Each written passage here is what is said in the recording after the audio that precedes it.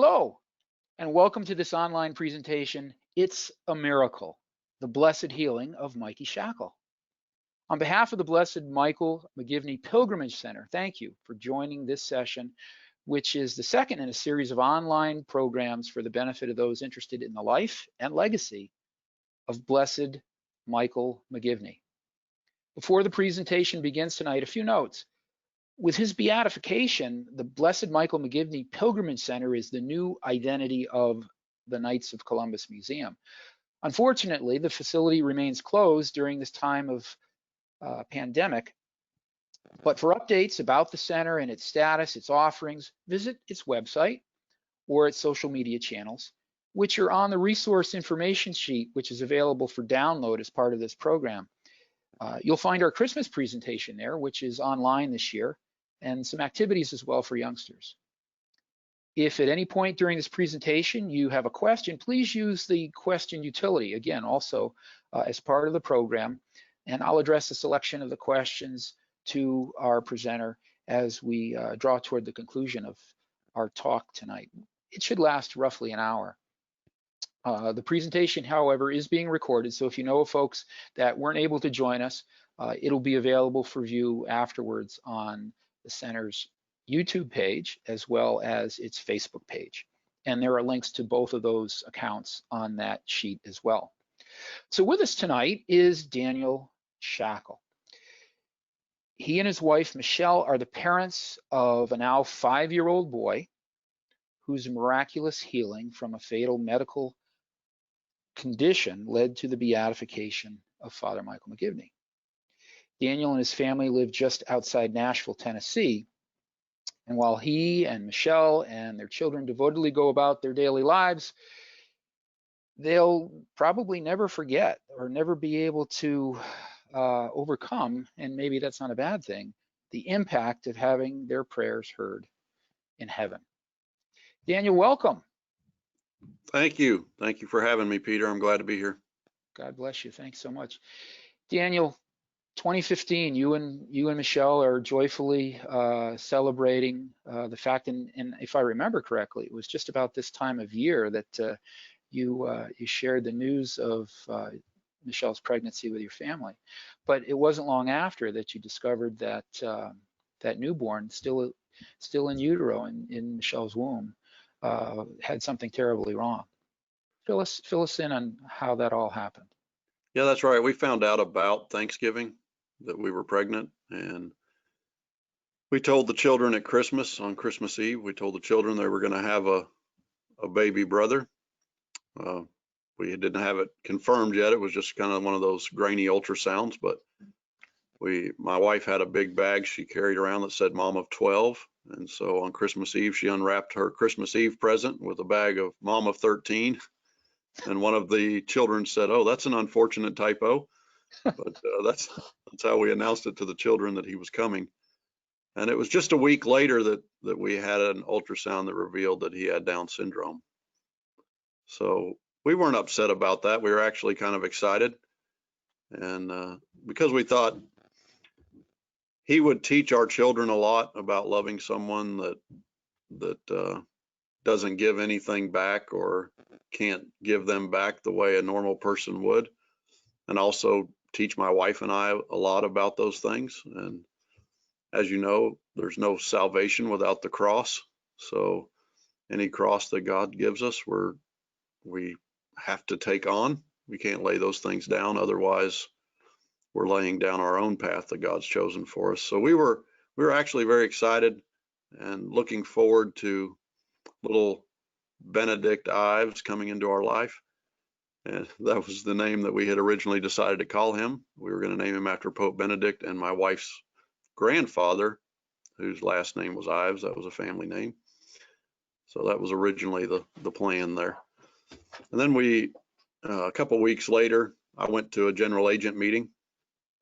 We had a speaker there named Rory Vaden. He was from Nashville, and he gave us a talk about how his own family evolved before he came along, and it involved the death of a fiance of his mother and things like this. And then she ended up marrying her husband, who became his father. And he said, "Hey, look, without that bad thing happening to my mother, I might not be here. So that was the whole theme of his talk, was lacking the knowledge of God. We have no reason to question why bad things happen. So whenever I got done with that talk, I went and called my wife and was like, hey, I just heard this talk and everything's going to be great with Benedict. Don't worry about it. This is God's plan. So later that evening is when, well, I'm sorry, skipping around here. We went home, and later in the month was when we had to go back and get all this genetic testing and everything done. And we had another ultrasound at Vanderbilt University. And that ultrasound is the one that revealed to us the deadly fetal hydrops diagnosis. So we were obviously very upset because we were all very excited about Michael coming along. And the doctor told us when she showed us the ultrasound that he was just going to continue to fill with fluid, and his organs already look like little crumples of paper, like his lungs look like crumpled up paper in this big sea of fluid in his body, under his skin, between his bones. And so he was just retaining all this fluid, and she said he's going to continue to do this, and eventually he's going to die. So that was the diagnosis that we got. And we said, well, what's the chances of survival? And she said, I've never seen a child survive this diagnosis in 30 years of medicine. So you have a 0% chance. Oh my. She said that we have two options, that we can terminate the pregnancy now, or we can wait for him to die on his own, and then we would have a stillbirth. And those were our only two options that we went home with that day. I can't imagine what that would, how that impacted the two of you. I mean, to be told so bluntly that you know, this beautiful life that you're expecting to bring into the world is now condemned or doomed even before it's to be born. Yeah, and I'm sure that we're not the first parents that have heard something like that, obviously, but it is like receiving a gift and then having it snatched back out of your hands. And then you also, it's your child, so there's a lot wrapped up in that. It doesn't matter how many you have, you love every single one of them, and you don't want to see any one of them die, obviously. No, to be sure. And you know, being a parent of a large family myself, Daniel, and we haven't mentioned, some of the viewers may not realize that Michael is the youngest of your family, but you had 12 before him. So you obviously love life and have a family that is used to bringing new children into the world. And you know, when my children were in the womb, they had names, just as you had given him a name, and they were part of the family already. You know, the older siblings would you know, just begin including the baby in the conversation, and it's already a member of the family. Absolutely. And I think most parents of large families, you know, you look and say, oh my goodness, you have 13 children. No, we actually had more than that, because we've lost some along the way and things like that. And they all have names, just as you said. And, you know, they all have Christmas ornaments on our tree with their name on them and things like that. So life begins at conception, and that child that we never got to hold is just as real to us and God as any other child that we see every day. So what happens next? You and Michelle have some devastating news, and it's news, obviously, you say other people have received, but you've never had to deal with this, even with as large a brood as you have. You've never heard anything quite so devastating. Well, we actually, that's a good question. I mean, I know this slide is up on the screen with my family picture, but my oldest son there to the right of the, well, it'd be on the left on the screen, of the little boy in the red sweater, Nathan, when we were pregnant with him, the doctor told us that we had trisomy 18 and that he wasn't going to survive either. But through a lot of prayer and everything, we changed doctors. They said it must have been a mistake. We don't know if that was a healing or not, but we were thankful to have him. And that was quite a scary event. So it was actually the second time that we had gotten a diagnosis like this. He's alive and well now, 20-year-old young man. But with Michael, we went home, and my wife and I, we reacted two different ways, Peter. I refused to accept what I was told. I guess you could call it denial or resistance or whatever. And my wife is, she's much more of the planning type of person and things. And in a situation like this, obviously she's more charitable than me, as most women are. But I was angry that the doctor told me to kill my son. When I asked her for a percentage, and she said she'd never seen a child die like this in the last 30 years that lived, she said, I know how you feel about abortion. I was raised Catholic, but this really isn't an abortion because there's no hope here. This is just terminating a pregnancy that would terminate itself. So I felt like that was her telling me, hey, it's okay to kill your child. And that upset me very much. And my wife would say, oh, she's just worried about me. She's worried about my health. She was more charitable. And honestly, there is a condition called mirror syndrome that my wife could have begun to get high drops herself. She could have developed this condition as well. So there was a reason for some concern there. But in 2014, the Knights of Columbus had announced that for the first time, their awards trip was going to be a pilgrimage to Fatima. And we had won that trip. So here we were just a couple of weeks after the close of the year. We were told we were going to Fatima, and then we get this diagnosis. So my attitude was always one of refusing to believe that God was going to take my child, and anger. And I even told her, I said, I know she said that we have a 0% chance, but I don't know who the hell she thinks she is. We're going to Fatima. There's no such thing as no hope, So that was kind of my attitude. She was a lot more, like she says, I knew God could heal him, but how often does that kind of thing happen? So she was preparing herself for the eventuality, where my mentality is usually like, bad things happen, I'll handle them when they get here. Until they get here, I'm not carrying that with me, Daniel, I should have mentioned in the introduction that you are a general agent with the Knights of Columbus. So you had a group of agents in the Tennessee and Kentucky area. And this trip that you're describing was an incentive trip, but you still know that you've got a dire situation on your hands. What is it that prompted you to turn to Father McGivney? I mean, what's occurred to me in hearing the story is that we've been praying to Father McGivney for 23 years. His cause was opened, in fact, tomorrow, I believe, is the anniversary, or Friday is the anniversary of the cause being opened in 1997. But he's unproven. No disrespect, but you got the Blessed Mother, you've got great saints that have already delivered. How is it that Daniel Schachle decides, no, Father McGivney, we're praying to Father McGivney? Grace, I guess, Peter. That's the only thing I can say. God had a plan, and he gave me what he needed me to have at the time that he needed me to have it. But it wasn't an unnatural thing for me or my family to turn to Father McGivney. He's really the one that brought me into the insurance program. I was Grand Knight at 27 years old. And just before my 28th birthday, we had our 7th baby on the way. Yeah, we started young. But I was making a great living in another industry, and I told my wife that, I have 65 first cousins, and all of my aunts and uncles ran their own businesses or had a farm. And I told her that someday this won't be enough, and we have to run our own business. So I need to find a business to start up.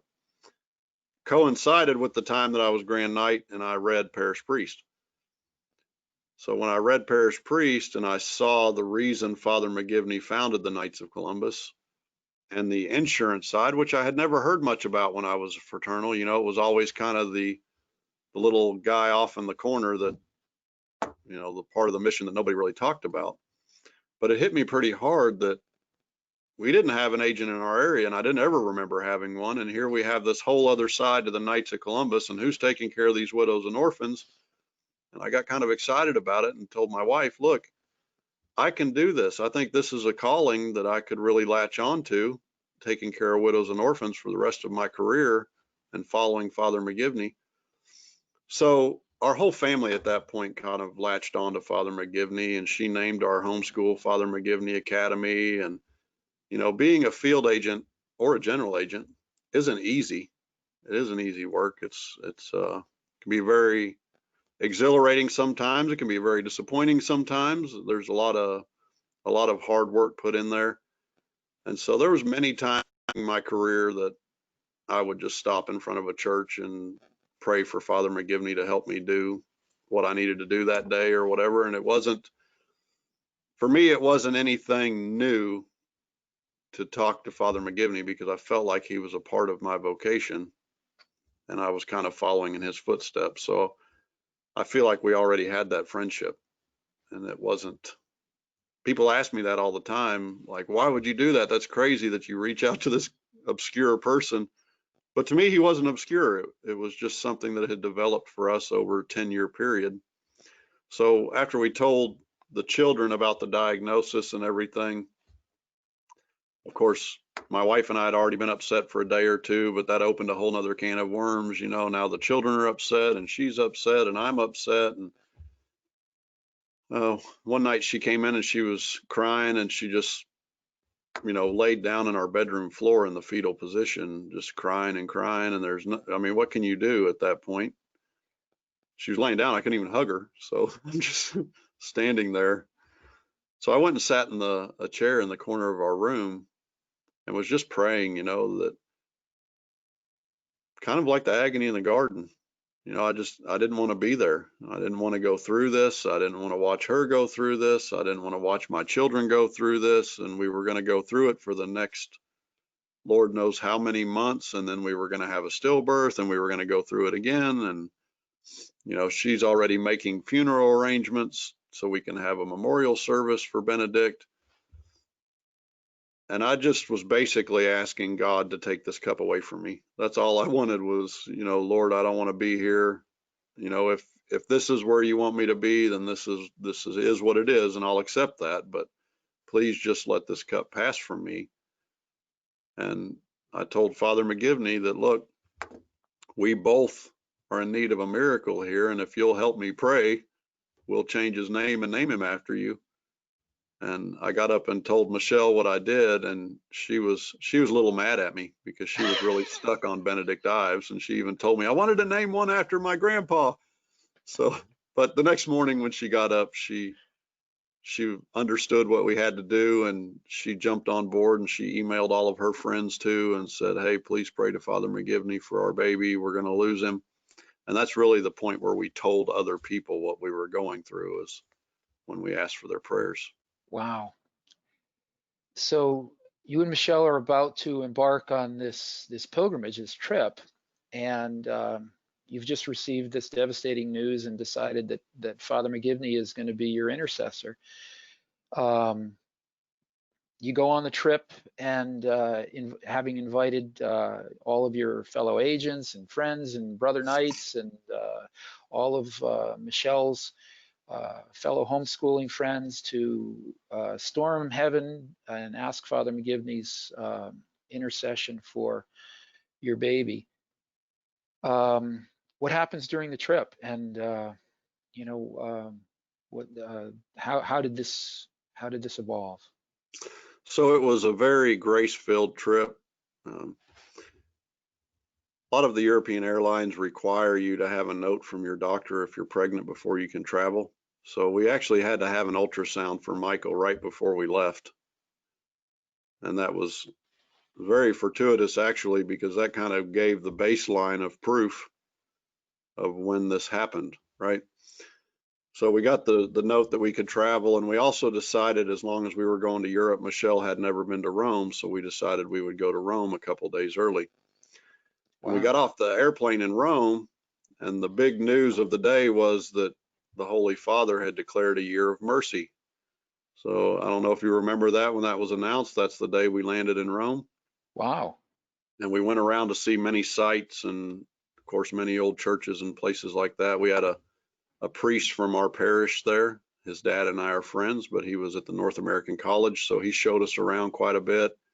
He asked us if we wanted to have a mass at St. Peter's on our last day, because he said I've never prayed a mass at St. Peter's. Would you guys like to do it? And we said absolutely. So there was one other couple from Tennessee that went with us. That was one of my agents, and then another couple from Kansas and one from Illinois that we were all friends, and our wives that were kind of hanging out together all week. So we all went to the mass. And for those of you that have been to St. Peter's, I don't know how many there are, but there has to be 100 altars in that place all over the walls. So the little altar boy brought out the chalice and walked us across the floor, and they were setting up all the chairs because that evening was the opening mass for the Year of Mercy. So they were getting the basilica all set up. And he took us to the Our Lady of Prompt Succor altar. And Michelle immediately said, "Hey, this is the altar that the Knights of Columbus refurbished a few years ago." And that was kind of a neat thing. And I got to altar serve in St. Peter's. So I trained the altar servers at my parish. And when I got back, I showed them the picture on my phone and said, "Boys, keep studying. You know, you can be in the big time too." But anyway, we had a big souvenir suitcase, and we brought a whole bunch of vestments over that this priest's mother had handmade, and delivered them to the priest at the North American College. So we gave Father all the vestments, and we headed out for Lisbon to meet up with the rest of the Knights of Columbus group that was arriving the day we arrived.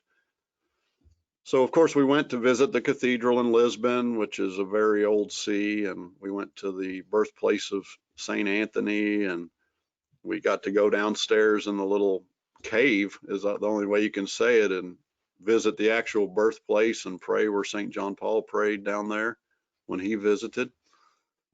And then we made a pilgrimage to Fatima, and you can see on the screen there the old basilica at Fatima in the background, and then the prayer pavilion down there at the apparition site. And there were, I don't know exactly how many people there were, but it was a lot of agents and their wives, so several hundred people there on the trip. We just about filled up the pavilion there, like you see on the screen. But after we all prayed the rosary there, at the end of that, Archbishop Lori just pulled a little scrap of paper out of his pocket and started reading a consecration prayer to the Immaculate Heart of Mary.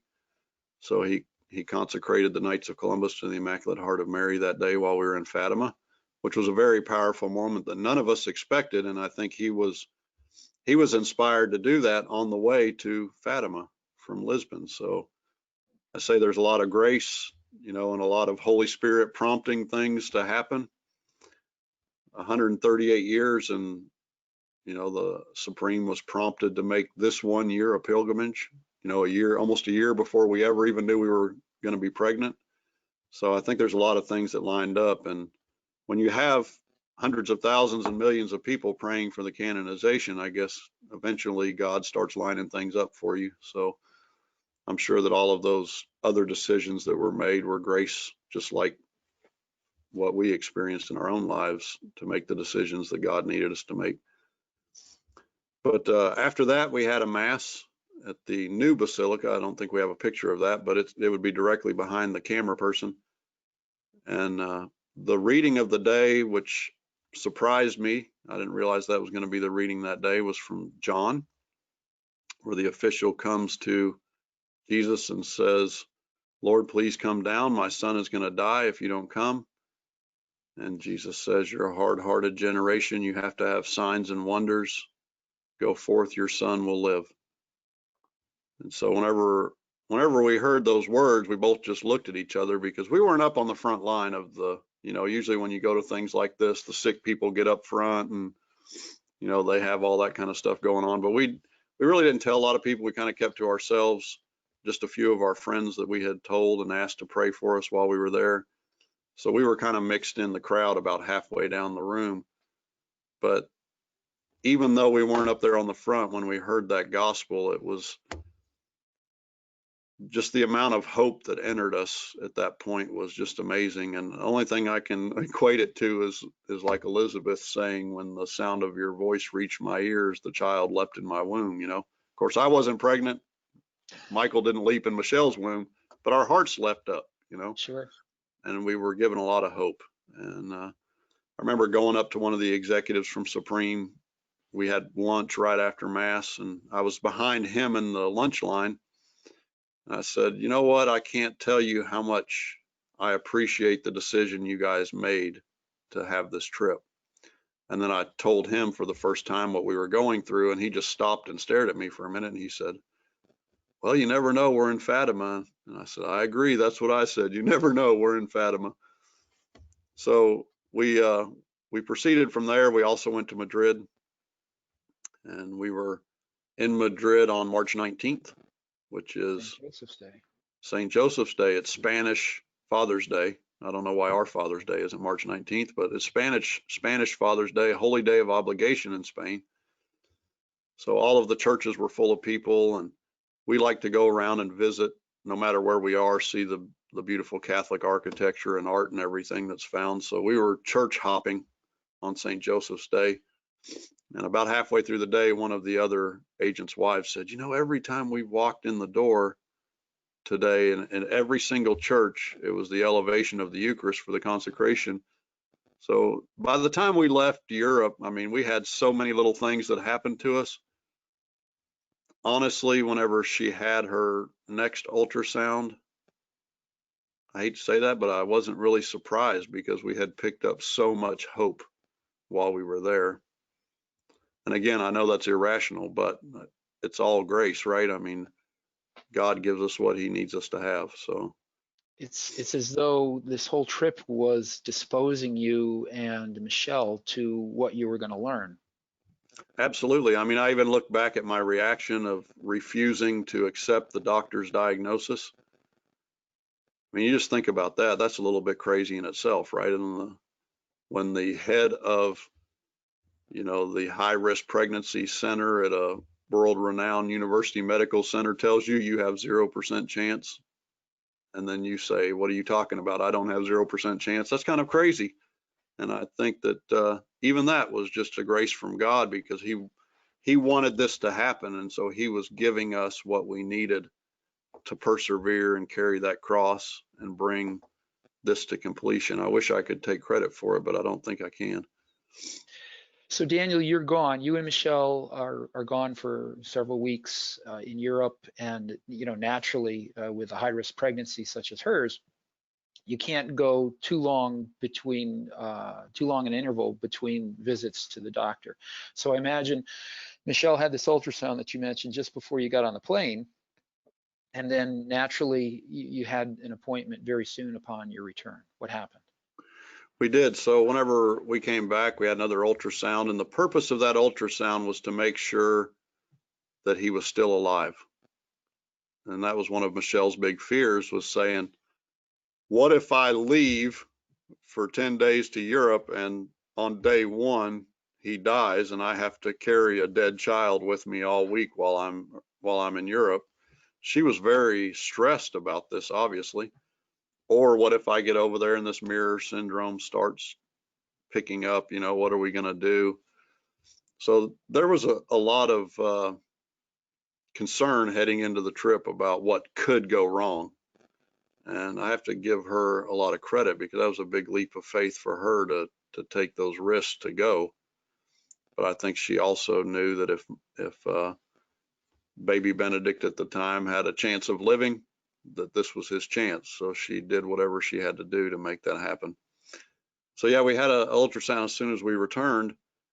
And when the doctor came in after the ultrasound and had read it, she started flipping through her chart. This was a different doctor. So I had 4 doctors that ran this clinic. And this lady was, I think, like the number 2 in the clinic. But she started flipping through her chart and talking to her and things and saying, hey, we got to schedule a time for you to meet the NICU doctors and the pediatrician that'll work on him when he's born, and all of these kind of things.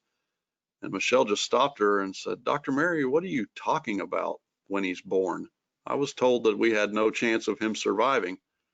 And the doctor kind of looked at her funny and flipped back through her chart again and said, "Are you the lady that just went to Fatima?" And she said, "Yes." And she said, "Well, now you're going to have a baby." Oh So, my gosh. and Michelle started crying and said, "Well, we're changing his name then. It's not Benedict anymore." And she said, "Why would you change his name?" And she said, "Well, you wouldn't understand. There's this priest, you know, a century ago that," she said, "Father McGivney." And she said, "Oh, I know who that is." She said, "My dad was a knight. My mom still gets the magazine." And she was so excited to have been a little part of this whole story when she found out that we were changing his name to Michael McGivney. Oh my. So you've got an entirely different outlook now. You've got a baby that is healed. Now, at this point, are you thinking miracle? Are you thinking this is Father McGivney's ticket to beatification, or are you just just full of joy in the moment and overcome by the news that you've received? You know what? Initially, we were overcome by the news we received, and of course, very thankful to God and overwhelmed at what had happened. I mean, even the nurses at Vanderbilt, when we would go back for appointments, they would say, "We call him the miracle baby, and we're not allowed to use that word here, but we use it here anyway for him." So even all of the doctors and nurses in the clinic were calling him the miracle baby. And the original doctor, we were told by her nurse that she was very upset and she was taking his records to all these conferences to see how she went wrong and how she could have misdiagnosed this and what could have happened to change it like that. And I think she was very disturbed because she told us we had zero hope and was telling us to kill him, you know. And so I think it was a very disturbing time for her as well. But yeah, and then as you know, the hours passed and things, you start thinking about things. You know, whenever we were in Europe, these things gave us hope, but we didn't really start until this happened. You start looking back and you're like, oh my gosh, this happened and this happened and this happened. And you start thinking back over the last year and seeing things lining up, you know, like them planning the trip and the consecration and all of these other little coincidences we thought we were having that weren't really coincidences. And you just begin to thank God for his marvelous plan. And then the thankfulness to Father McGivney for his intercession. You know, you have like I said, I felt like that I've had a friend in Father McGivney for a long time. So to have a friend show up and help you like that, of course, is something you could never repay. So we began to get very thankful about that. And then, you know, it's kind of like Jesus telling people in the Bible after he heals them or whatever, you know, keep this to yourself, and they can't. So you know, you have to tell people, I can't believe what happened, you know, and then all of your friends that were praying, you tell them, and everybody's crying, and it's a very emotional time. And I did call that executive again up there that I had talked to in Fatima at the lunch line and said, "You won't believe what just happened." And he said, "I'm going to let the postulator know." So I guess he ran into Brian in the lunch line one day and said, "I think we've got your miracle." So That's true. And Brian was with us a few weeks ago, and we talked about that occasion, and he filled us in on the process, which is a very involved and lengthy process that you and Michelle went through the doctors, and of course, once all that information was gathered, being submitted to the Vatican and waiting for many years, in fact, for the evaluation. But I'm curious, before we get there, now, when was the trip? What month was the trip? it was in March. So Okay, that's right, because you said you were in Europe during St. Joseph's Day. So you get back, and what was Michael's due date? What was you learned in you said around Thanksgiving time? So his due date was somewhere in in July. Yeah. April, May. Oh, in July. Okay. Yeah. Um, so what happens next? I mean, you know that he's unexplainably healthy. He doesn't have this fatal condition anymore. He's still a Down syndrome child, but his chance of survival is no longer in question. Yeah, I mean, he still had Down syndrome, and as most Down syndrome, or not most, but a lot of Down syndrome children have a heart condition as well. So he had that as well. And we weren't even sure about the heart condition before he was born. They told us a lot of babies have this. He could have it. We'll deal with it when he's born. So we actually found out about that afterwards. And one of the questions that we get a lot of times is if this was a miracle, then why does he still have Down syndrome? You know, and we never asked for the Down syndrome to be cured. We didn't know about the heart defect. So we just wanted him to live. That's all we asked for, was let him live. We were happy to take him the way God made him. We just want him to be with us. So after that, like we said, he was due in July. I had a trip planned to San Antonio, which I thought was neat because we had prayed at St. Anthony's tomb while we were in Fatima as well. But I had a Knights of Columbus trip to plan to San Antonio and to receive an award from the National Association of Fraternal Insurance Counselors, and I was going to back out, and because I was worried about Michelle and Michael, and you'd think after everything we went through I wouldn't be worried, but I was more worried after the miracle than before. But I had to leave Nashville on May the 13th, which is the Feast of Our Lady of Fatima. And I'd already told Michelle that I was going to teach that doctor a lesson when he was born. And I was going to hold him up like Simba and ask her, how many babies didn't make it because you tell people what you told us, you know.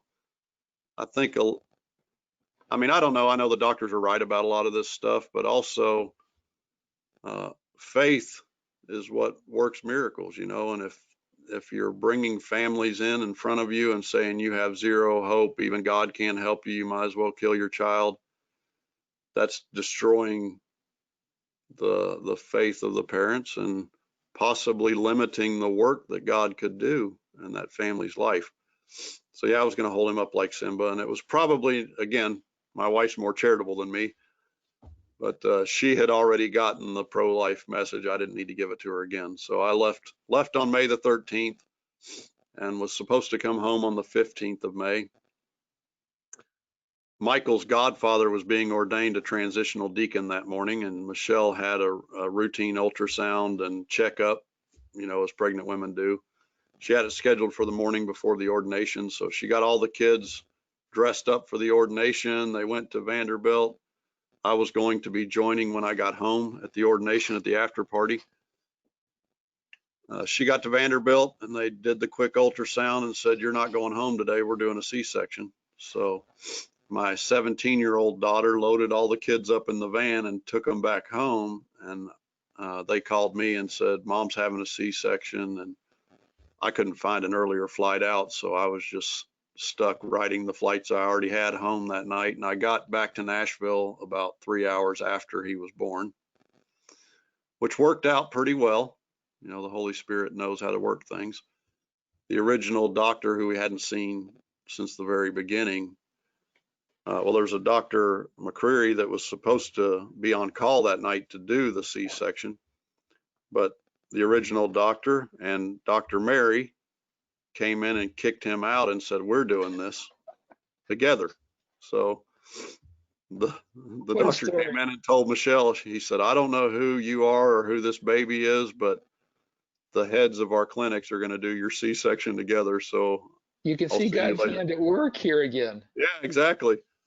So then the original doctor came in Michelle's room there before the C-section and was just kind of apologetic and saying, you know, we never thought we would see this day. I'm so happy that I get to deliver your baby. And Michelle said, I'm so happy to see you, doctor. I was hoping to see you. I got you a gift. And so she gave her a bottle of holy water and a miraculous medal. And she said, I got these for you while we were in Fatima. And the doctor broke down crying and took off her necklace and put the Fatima medal on and said, you don't know how much this means to me. And then they went and had a baby. So that's why God got me out of the way, so Michelle could talk to the doctor, I guess. Oh my gosh. What a good way to look at it, Daniel. So the miracle baby is born. What day is it? May 15th. May 15th. You know the And significance of that day? no, what's May 15th?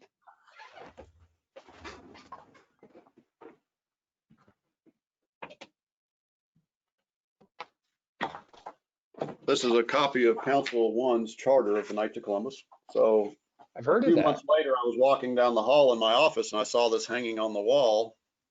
And you see the big MJ McGivney I signature can there. I can see his name, and look at that, the 15th day of May. In what year? 1882.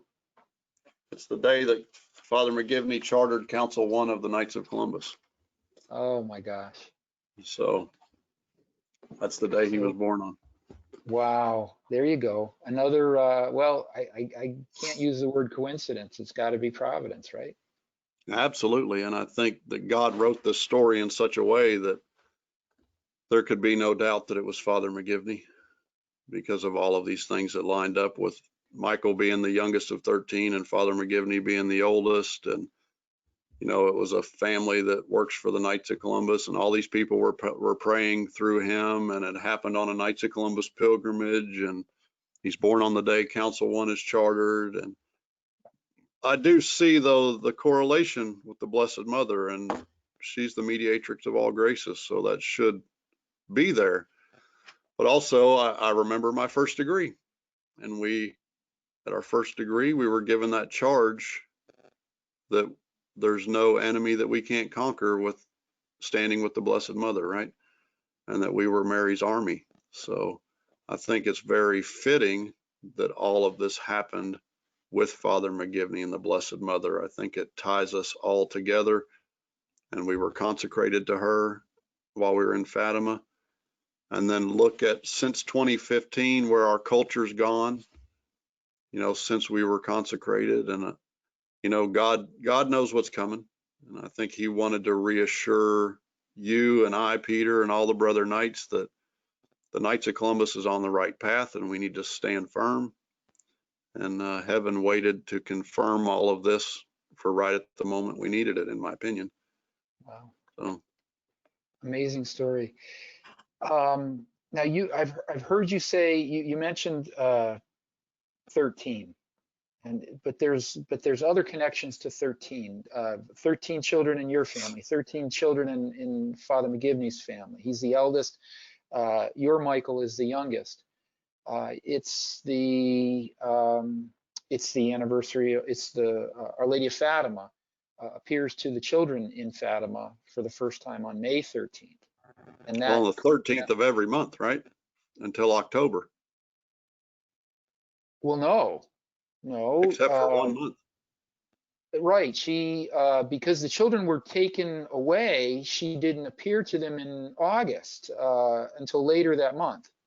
Right. Am I And right? that, yeah, she did. The only day between May and October on the 13th of the month that she didn't appear to the children on Was August is 13th. now Father McGivney's feast day, August That's 13th. Of course, we learned that at Yep. his beatification a month and a half ago. The the Holy Father decreed that Father McGivney will be annually remembered on the 13th of August each year. And with Michelle and I pondering all of this stuff for the last 5 years too, about the Blessed Mother and Father McGivney and everything, I have to say that whenever I heard the proclamation at the beatification and the feast day being August 13th, we both went to pieces because it just hit us immediately. August 13th, why would they pick that day, you know? Wow. And yeah, it was a very emotional time for us when they announced August 13th as the feast day. We're looking at a photo of the beatification mass, and Michael is presenting Cardinal Tobin, who was the Holy Father's delegate and the principal celebrant, with the relic of Father McGivney. What a beautiful occasion. It's difficult, Daniel, because we're in a time of pandemic, and to be sure, if this were a time when we weren't going through such a crisis of this sort, I'm sure this celebration probably would have been in a football stadium or some other huge facility where there would have been thousands and thousands and thousands of people gathered. But again, it's part of God's plan that things happen when they do. So we're very grateful nonetheless that the event has taken place and Father McGivney is officially decreed a blessed, a resident of heaven. Daniel, do you ever ask yourself at this point now, and it's interesting because hearing you shortly ago in a reflective way, you see these things now and a sequence of events, and each one of them has meaning for you. In the moment, they're special, but it's only after time, after prayer, that you can really see how everything was weaved together. And that's how mysteriously God works. But do you ever ask yourself still, why me? Why us? Why now? I still ask myself all the time that, it's like,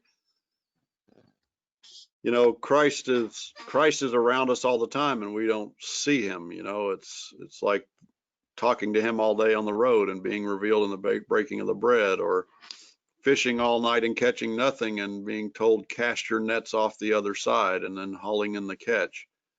And St. Peter is actually my patron.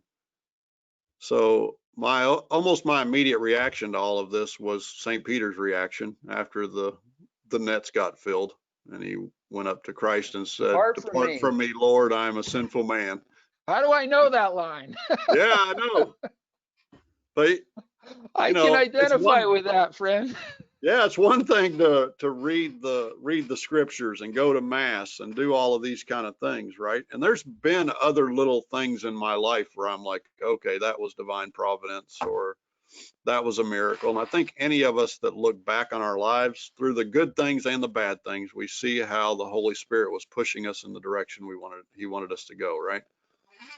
But whenever something this big happens and it's right in your face and it involves a lot of people and they all see it, it's like having a spotlight shine down on you, and you feel like you're in the presence of God and you realize you're not worthy of being there. So, wow. Well, I want to invite any viewers, if you have questions, this is an appropriate time to share them with us so that we can present them to Daniel. But I'm curious about the reaction of your children. Obviously, you and Michelle are both people of faith, and you've raised your children to be people of faith. But something like this is not every day. Like you said, Michelle's reaction was on that occasion when she was really having that breakdown. Healings occur, but they don't occur often, and they don't occur to me. How did they react, especially once they learned that Michael was indeed freed from this fatal condition? Well, I think we're like a lot of families. We have a lot of children, and all of our children are in different spots in their faith walk. They kind of we bring them up, we teach them the gospel as best we can, but at some point in their life, they have to own it for themselves. One of our priests used to say, God doesn't have any grandchildren, right? So I think that each child reacted in a different way. Some of our ones in college, for instance, at state universities and things, they were a lot more toned down on getting the word out about what happened to their brother, maybe for obvious reasons because of the environment they were in. Some of the others were not so toned down. My oldest son there, he went to the seminary, and after this happened, he recently discerned out and said, I went straight from your house to the bishop's house, and I've got to step back for a minute and figure my own life out and things before I make this decision. But he was heavily impacted, and especially the ones that, are now, 20 down to, 15 years old or so, that were more aware of what all of this meant. I think were more greatly impacted, obviously, than the real small ones. As they're coming up, they're being exposed to it as they get older, because this has been a 5-year thing. Sure. So our children have grown a lot since this happened. And, I think early on, Peter, one thing that I found amazing, I never would have expected, was almost immediately after he was born, we just started having strange things happen to us that were just difficulties. So almost like harassment. So, for instance, we came home from the hospital with him, and one of the kids was staying with some friends of ours that she was a nurse, and she had picked up this chemically resistant head lice thing from this nurse who picked it up at work. And so that went all through our house as soon as we brought him home. And you can imagine getting it out of that many heads.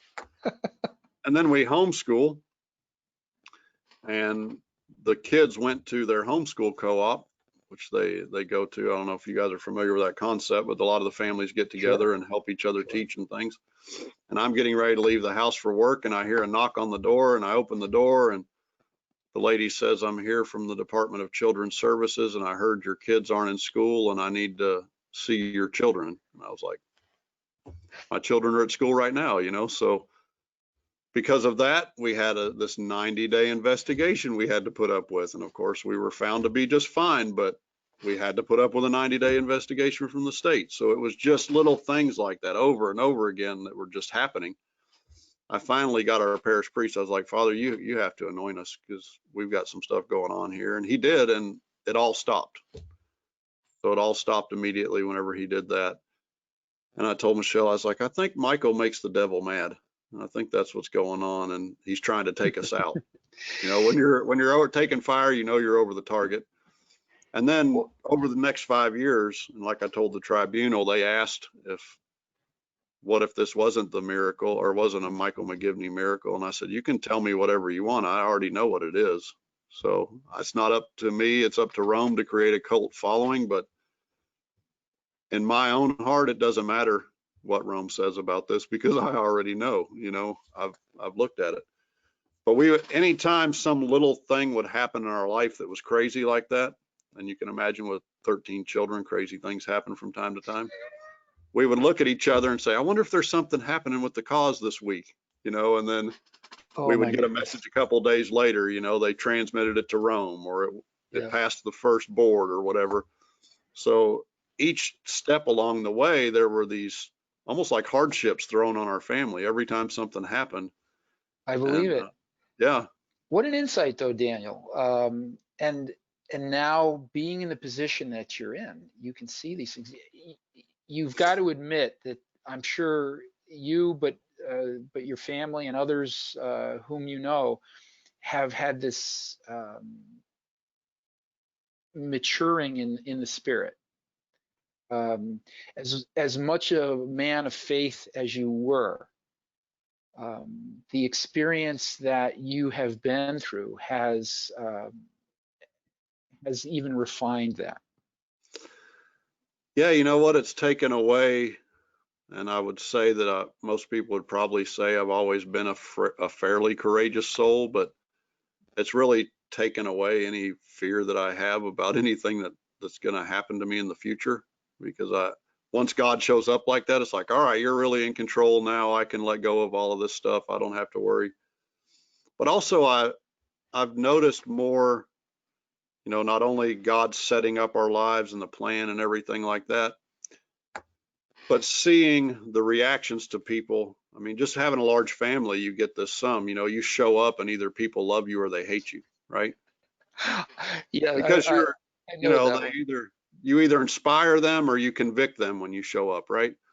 And it's the same thing with Michael. So people are either excited or they're really angry about him, you know, and I think a lot of that comes from their own experiences. Maybe they've got something in their past that he confronts them with. I don't know. I can't judge that, but I've realized since all this happened,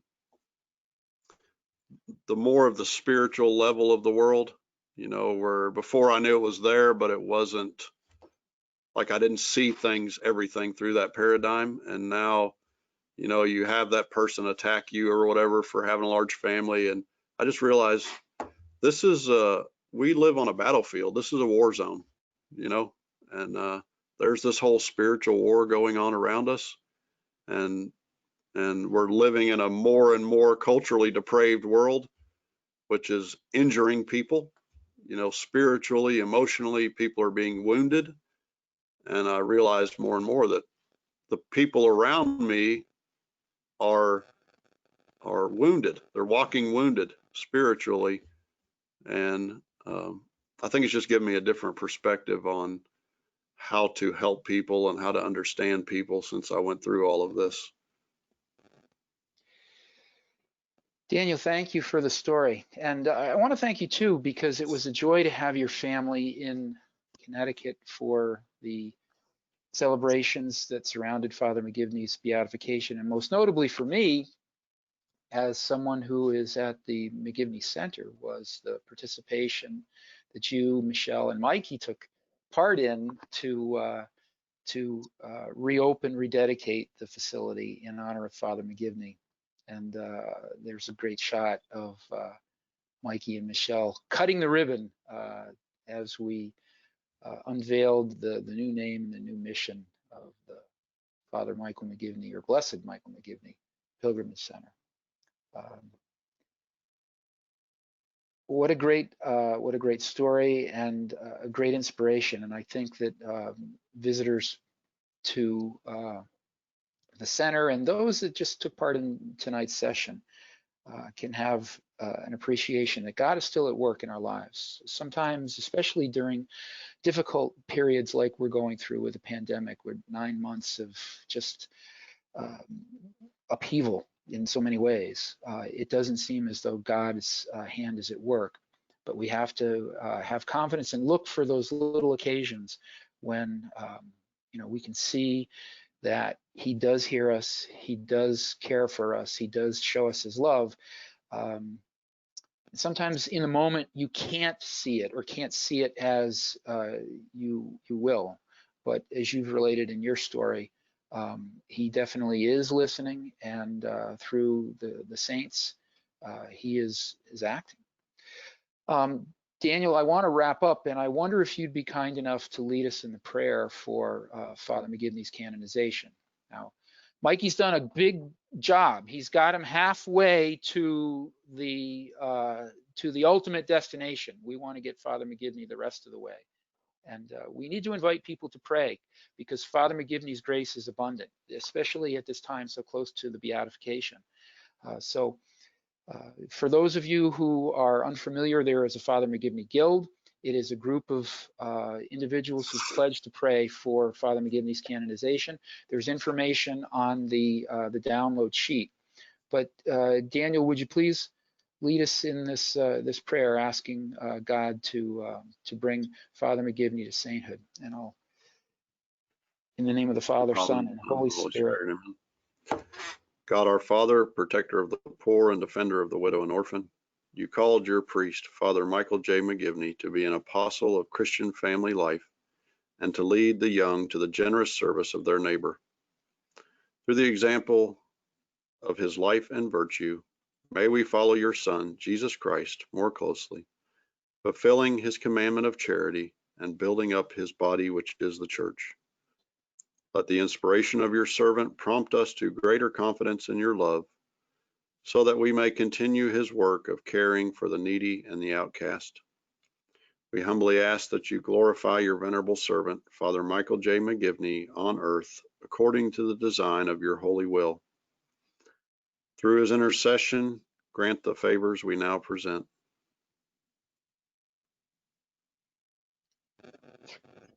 Through Christ our Lord. Amen. In the name of the Father, Son, Holy Spirit. Amen. Amen. Thank you, Daniel. Can I say one last thing, Peter? Please do. Real quick.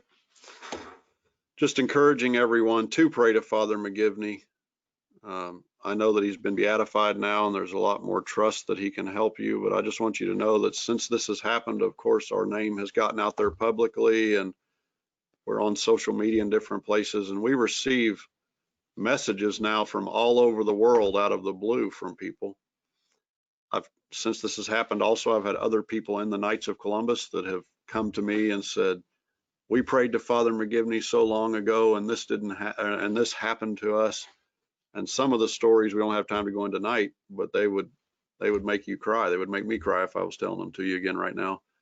Not every miracle is going to be approved by the Vatican. I had heard that there's been less than 30 medical proven healing miracles in the United States in our history. They're not all going to be proven by the Vatican, but they happen. And Father McGivney's a big intercessor.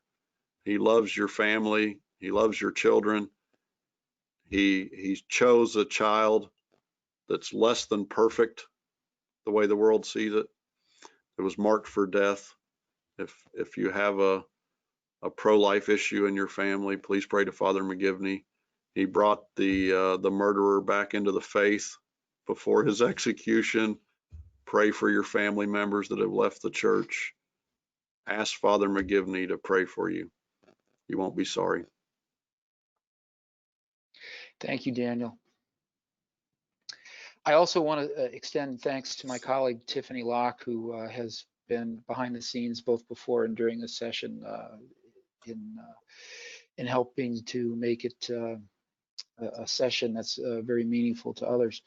I also want to say, just before we close, that we won't be having another presentation of this sort for the remainder of this calendar year, but on January 13th, we'll have a visit with Father John Paul Walker, and Father Walker is the pastor of St. Mary's Church in New Haven. That's the church that Father McGivney was stationed at when he founded the Knights of Columbus.